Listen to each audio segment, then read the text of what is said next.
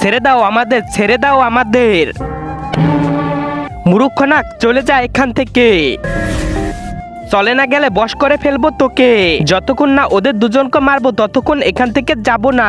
অসম্ভব, এই দুজনকে মারার আগে তোকে আমাকে মারতে হবে।